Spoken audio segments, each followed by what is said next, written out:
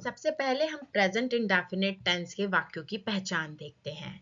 Present indefinite tense का प्रयोग वर्तमान समय में होने वाले कार्य के लिए होता है।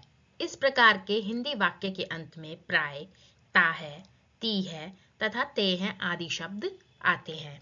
अब हम इन्हें कुछ एग्जाम्पल्स के माध्यम से समझते हैं। जैसे मैं क्रिकेट खेलता हूँ, वह एक पत्र लिखता है, सूर्य पूरब में निकलता है, अच्छे लड़के हमेशा सच बोलते हैं, बुरे लड़के धूम्रपान करते हैं, कुत्ते भौंकते हैं, कुत्ते भौंका करते हैं।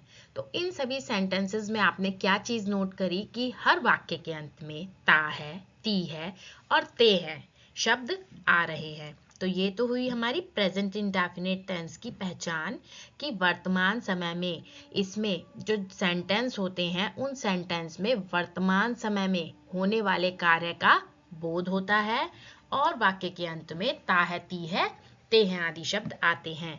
जैसे मैं क्रिकेट खेलता हूँ, यानी वो प्रेजेंट में क्रिकेट खेल रहा है।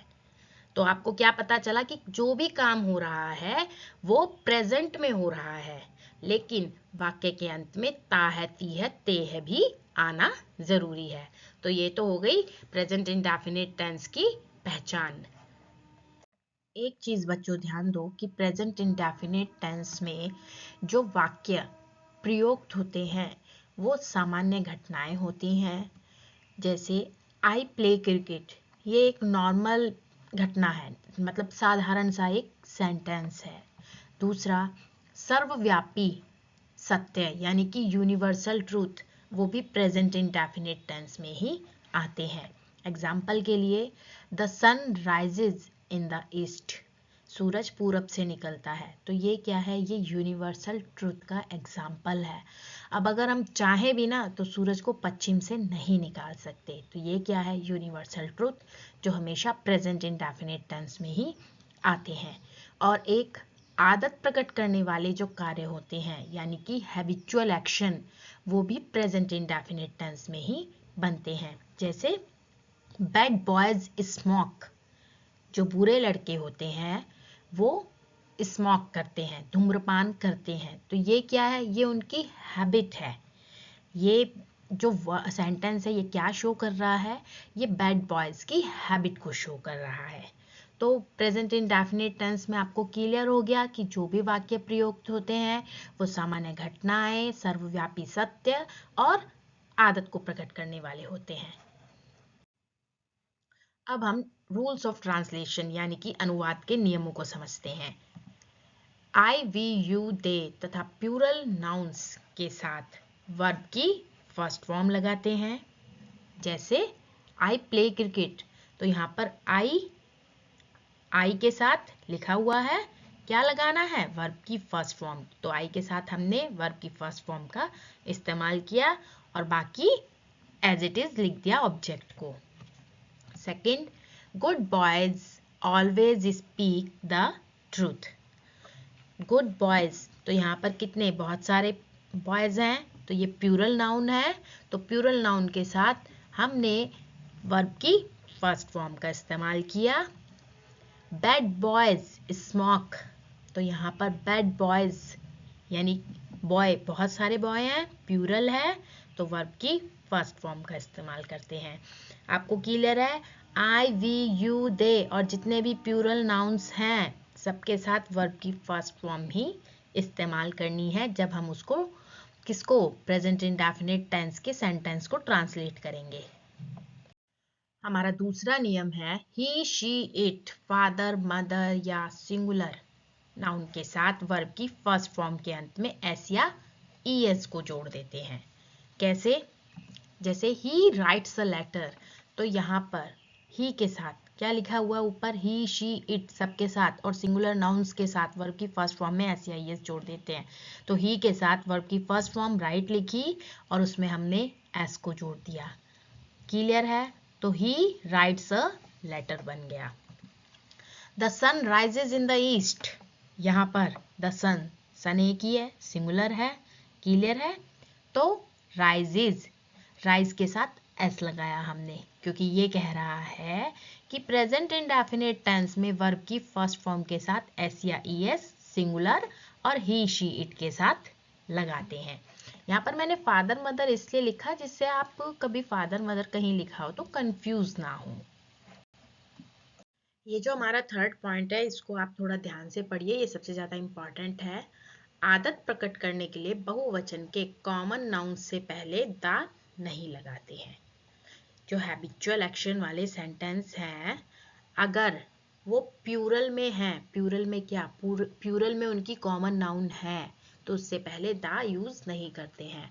अब एग्जाम्पल्स की मदद से समझते हैं।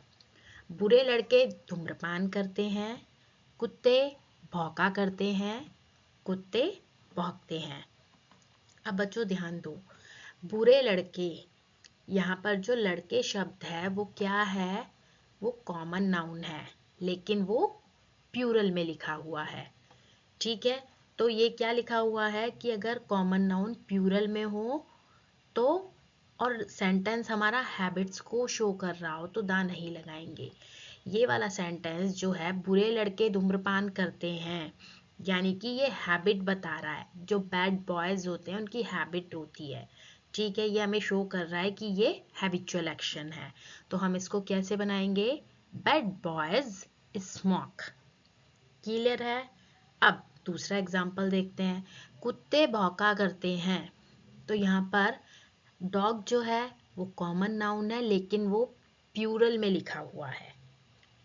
ठीक, तो सेम टाइप से दा नहीं लगाएंगे और ये डॉग्स की हैबिट्स को शो करता है ये वाला सेंटेंस, तो इसको लिखेंगे डॉग्स बार्क। लेकिन अब थोड़ा आप डिफरेंस देखिए कि डॉग्स बार्क और द डॉग्स बार्क में क्या अंतर है।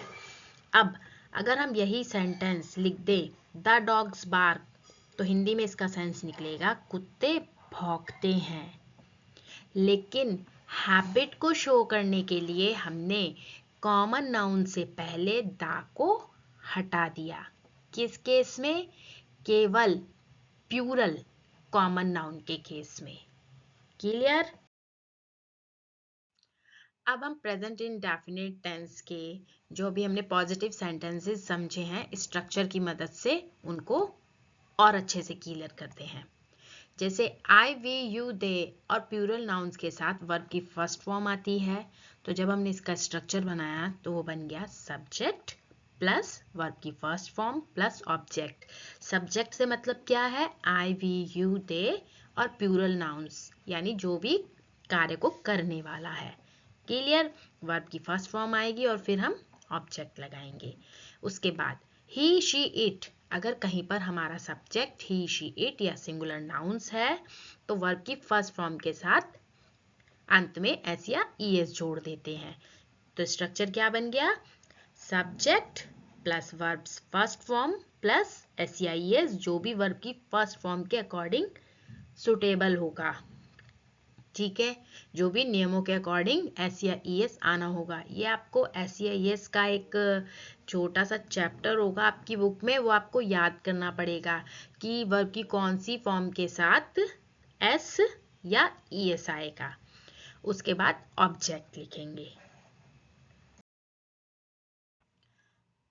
अगर आपको वीडियो जरा भी अच्छा लगा है तो प्लीज़ लाइक शेयर और सब्सक्राइब भी किए बिना मत जाना। मिलते हैं किसी नए टॉपिक के साथ नेक्स्ट वीडियो में।